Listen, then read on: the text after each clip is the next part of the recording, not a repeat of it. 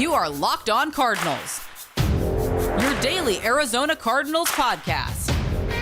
Part of the Locked On Podcast Network, your team every day.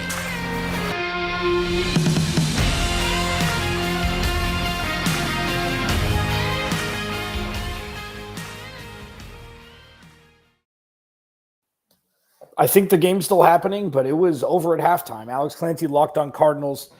Thanks for making Locked On Cardinals your first listen each and every day, free and available on all platforms. I'm your host, Alex Clancy. Follow me on Twitter at Clancy's Corner. Follow the podcast at Locked On AZ Cards. Please subscribe to the YouTube channel as well. Today's episode of Locked On Cardinals is presented by Prize Picks. Prize Picks is daily fantasy made easy. Pick 2 to 5 players. If they score more or less than Prize Picks projections, you can win up to 10 times your money. First-time users can receive a 100% instant deposit match up to $100 with promo code Locked On. That's prizepicks.com. Promo code Locked On. I mean,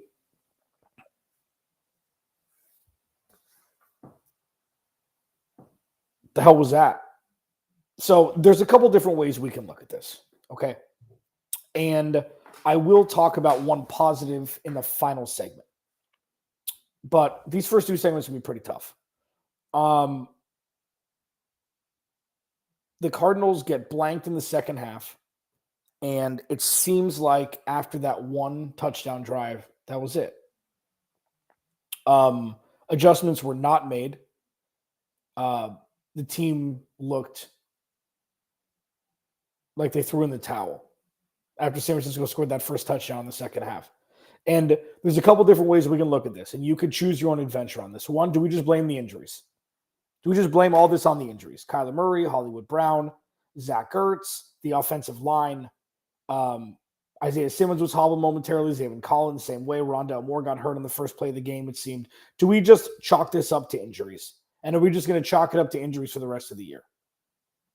We could go that route. And I guess it would be valid. You think Kyler Murray and Hollywood Brown will both be back next week. And 4-7, still isn't 100% lost on the Cardinals making the playoffs, but it's getting more and more difficult.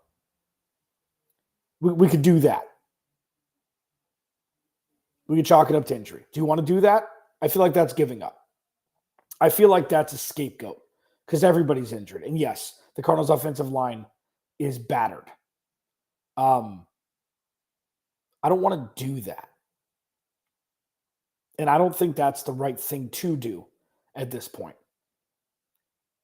My overall prognosis of this game was Cardinals they felt defeated. Felt defeated after that first touchdown in the second half for the 49ers. And you could tell, dejected, defeated, like the game was over.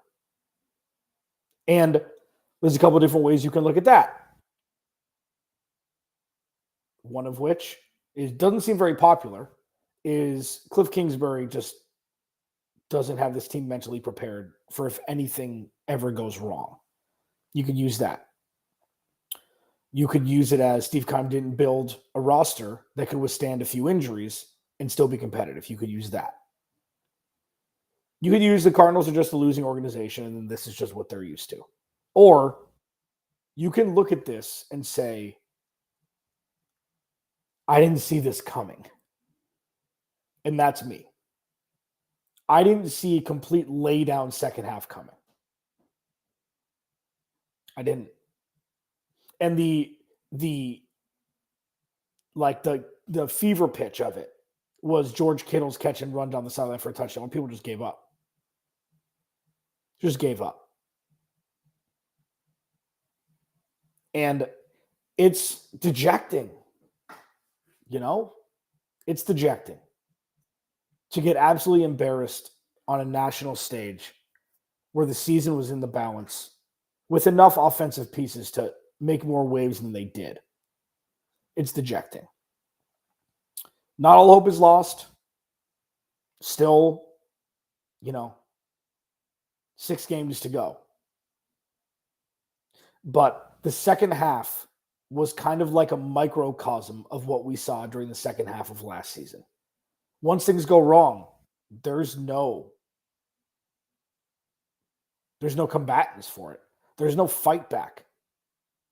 Once they're in the corner, they're in the corner, and they never fight out of it. And, it's graded on a curve with Colt McCoy at quarterback. Can we put that to rest now, please, everybody? The Colt McCoy's the starting quarterback for the Cardinals moving forward. Can we do that, please? Thank you. I don't know what we're going to see for the rest of the season. I don't know if somebody's going to get fired. Probably not. I don't know if Kyler Murray's going to play next week. I don't know if Kyler Murray would have played this week if the offensive line was healthy. That's one thing that I'm starting to percolate in my brain. I don't want to have that conversation with myself or anybody else.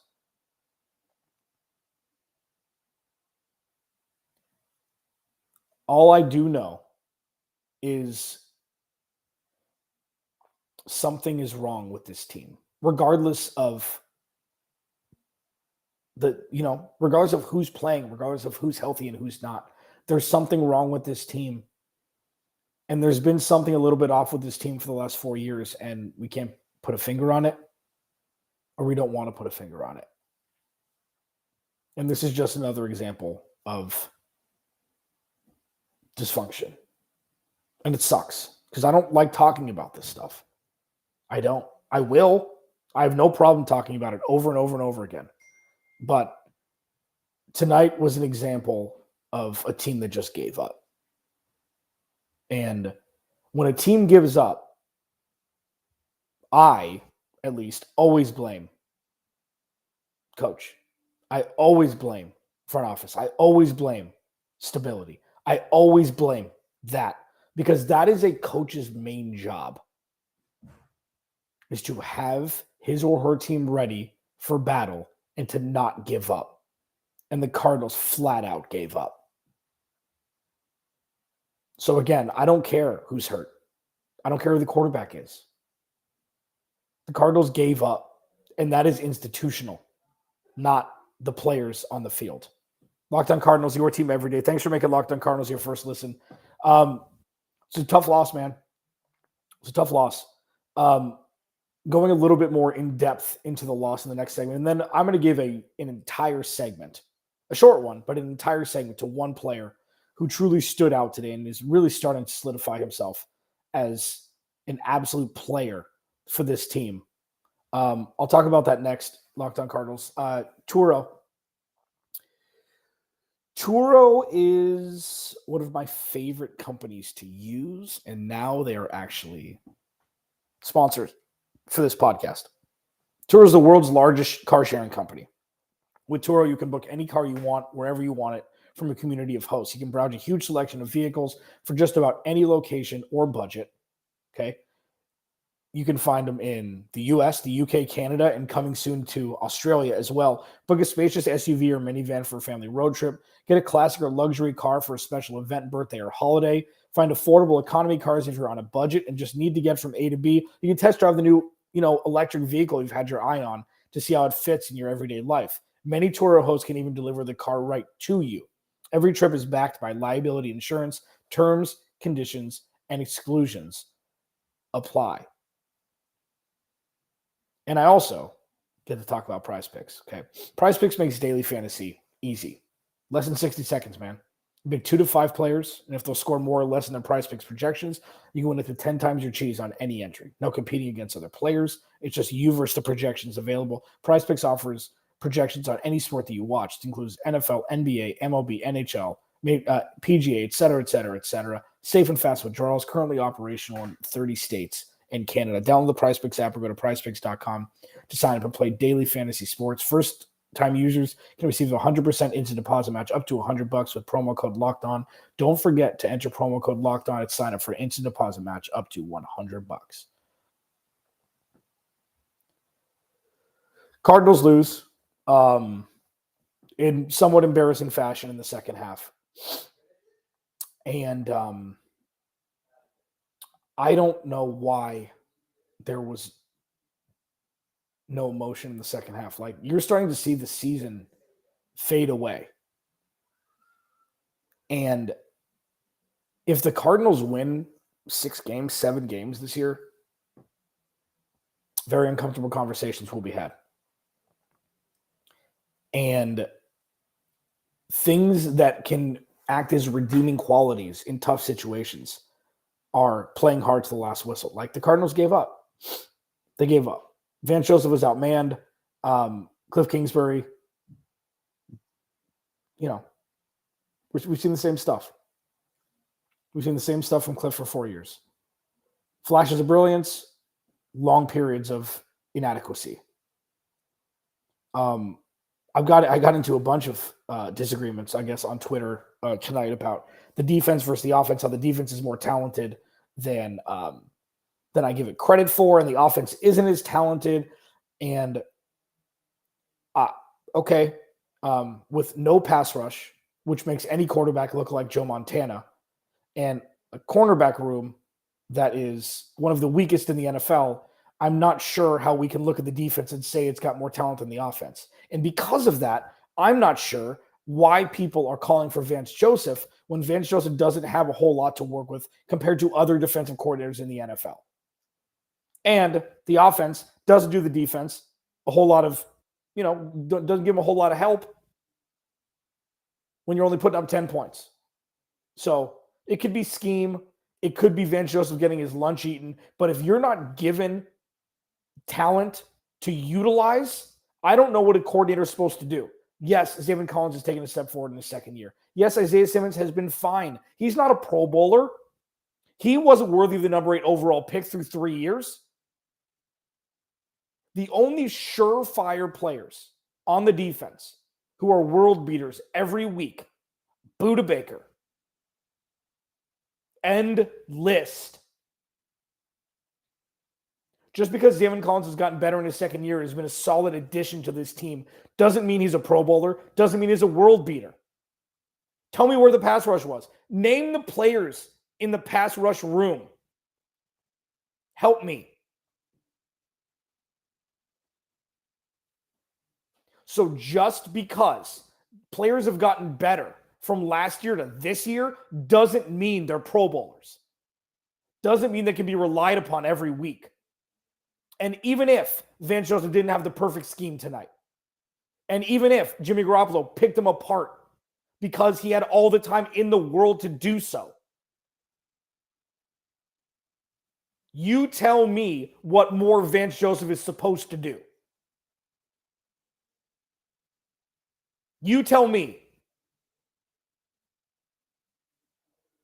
Sick of it. He hasn't been an elite defensive coordinator, but he's been the best coach on the damn team for the last 3 years. The offense does the defense no favors. And that's true. Watch the games. The offense does the defense no favors the majority of the time. And the defense doesn't have the talent. Again, just because the players have gotten better from last year to this year doesn't mean they're elite players. Just because Zaven Collins has solidified himself as one of the more important players on the defense doesn't mean opposing teams have to scheme for him. The only player that opposing offenses have to scheme for on the defensive side of the ball for the Cardinals is Buda Baker. That's it. And Byron Murphy, maybe when he's healthy. Trayvon Mullen, Marco Wilson, give me a break. Marcus Golden, Myjai Sanders, Cam Thomas, give me a break. You can look at the points given up by the Cardinals defense and say it's on Vance Joseph, and a lot of it is. And his talent level isn't to the level of an elite defense. I don't know what games you're watching, but this defense is not equipped to win games. That's the offense's job. And they ain't doing it. And that's why we're here. Injuries, of course. Rodney Hudson, Zach Ertz, Rondale Moore.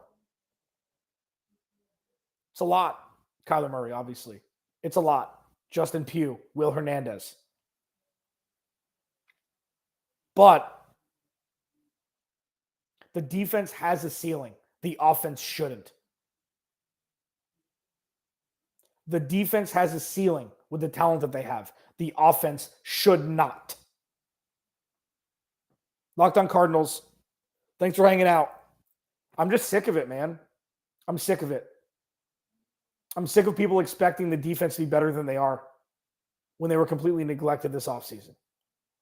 Zaven Collins has gotten better. Marco Wilson is fine. Byron Murphy was great until he got hurt. And Budda Baker's Budda Baker and Jalen Thompson's Jalen Thompson. But just because you can say, oh, there's some talent here, there's some talent there, blah, blah. This is one of the worst cornerback rooms in the NFL. It's one of the worst pass rushes in the NFL. And Vance Joseph is tasked to elevate them. He's only a human being.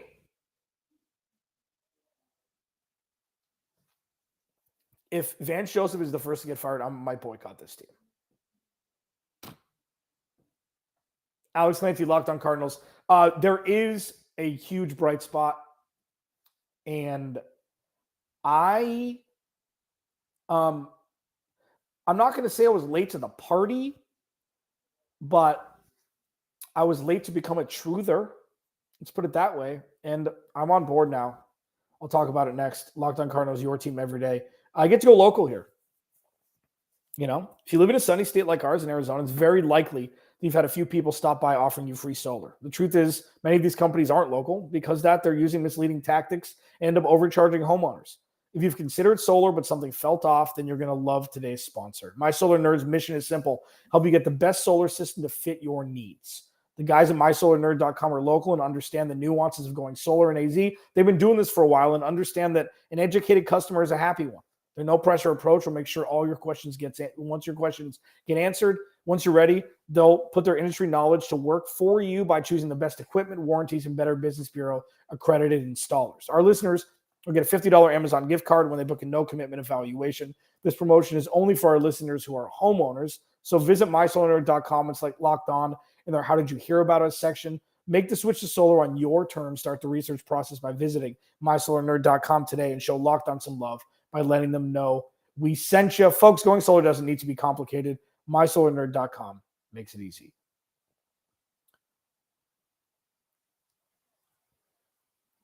So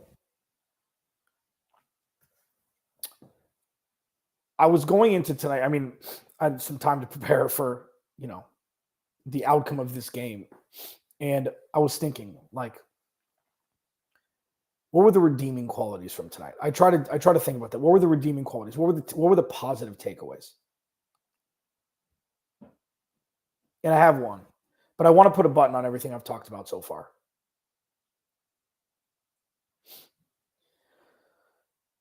The reason why I hold so much weight in Vance Joseph's stock, it's not blind.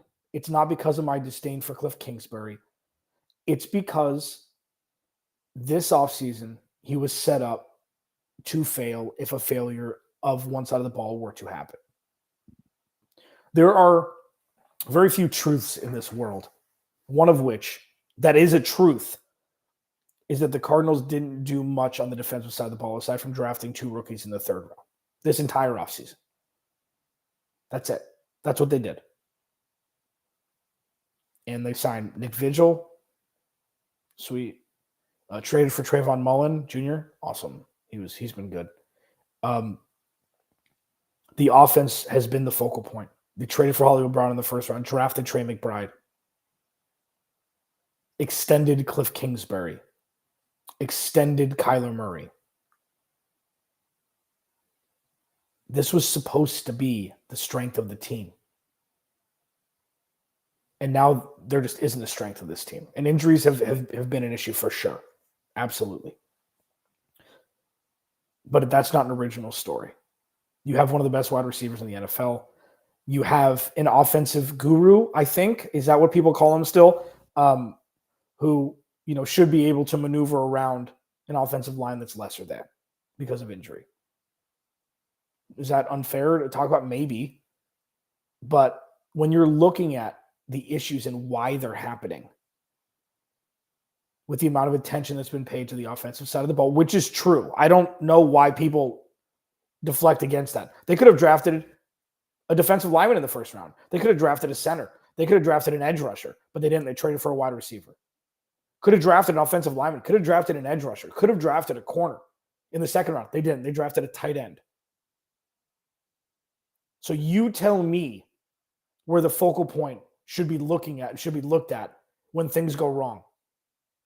It's not the defense, because they're not equipped to win games. That's not how they're built. I'm sorry if you don't agree with me, but it's the truth. Greg Dortch has been an absolute vision. It's been an absolute vision. And there's one thing that I said when he wasn't getting a lot of run, Rondale Moore started to heat up. Rondale Moore is supposed to be, he's a better version of Greg Dortch. Same kind of player, better version of, and I don't know if I'm right about, well, first of all, because Greg Dortch doesn't get hurt nearly as much as Rondale Moore does. Rondale Moore has been hurt pretty much the entirety of his career after his freshman year of college. And let's hope that this groin injury won't keep him out. I mean, I don't know what's going to happen. If they lose next week, I don't know if they're going to mail it. Like, I have no idea what it's going to look like, what the players are going to play if they're out of playoff contention. I just don't know. But Greg Dortch has been an absolute vision. All he does when his number gets called, he just shows up and he balls out. Hit over 100 yards receiving. Some of it was in garbage time, but he had that huge 47-yard chunk catch and run that resulted in the James Conner touchdown. All he's done is perform when he's been given the opportunity. And that is awesome. You know, it's awesome. It's just he was the camp story. It was him and Antonio Hamilton. Antonio Hamilton had the awful, kitchen injury where he dropped hot oil on himself that kept him out early in the season. And he's been okay, but to rely upon Antonio Hamilton to perform every week it's a fool's errand. Greg Dortch, I think he solidified a spot for the future. I think they need to keep him. And it's just fun to watch when guys perform. All he does, and I'll reiterate, when his number gets called, he performs. It's as simple as that. And Rondale Moore's been good, but I feel like there's not going to be as much of a drop-off as I once did. So that's on me. I'm now a Greg Dortch truther. I am. And I hope that he gets more run. And he should. He has to. He's the burner now. It'll be very, very interesting to watch next week when Kyler Murray, you think, comes back. He better. Hollywood Brown should be back. DeAndre Hopkins, Greg Dortch. We'll see. Because this offense could be freakishly scary. And at this point, even if the Cardinals don't make the playoffs, there are still meaningful enough games to where we're going to see Hollywood Brown and DeAndre Hopkins on the field at the same time to really be a determinant on if they pay both of them a lot of money, which it seems like is what's going to happen next season. I just don't see Hollywood Brown playing the last year on his rookie scale deal. Remember, he's got the same agent as DK Metcalf, Deebo Samuel, and AJ Brown, all of whom didn't play through their rookie scale contract before getting a contract extension. So we'll see what happens. But Greg Dortch has been an absolute vision when he's gotten the opportunity. And it's been really, really fun to watch. Tough loss. Regroup, see what happens. And, I'll talk to you on Wednesday. It'll be really interesting to see Hard Knocks a week from Wednesday about this game, and Hard Knocks this Wednesday. I think there was a report out that they're not going to talk about the Eno Benjamin stuff at all. I wonder if Michael Bidwell came down and has any sort of veto power on that. I hope that we get a reason as to why that's not going to happen. We won't, but I hope we do. Because if they put the kibosh on it because they wanted to keep it in-house, I don't know if that's true or not. I have no idea. But that would be a shame. Alex Clancy, Locked On Cardinals. I will be doing one podcast. I'll be doing a podcast on Wednesday. I'll be doing my crossover on Thursday with Mr. Dave over there with Locked On Chargers. And I'll most likely be taking Friday off at this point to be with my family for Thanksgiving. But I hope everybody hangs out, enjoys their week. Unfortunately, the Cardinals had a bad loss tonight, but I will be back with you tomorrow or Wednesday, I should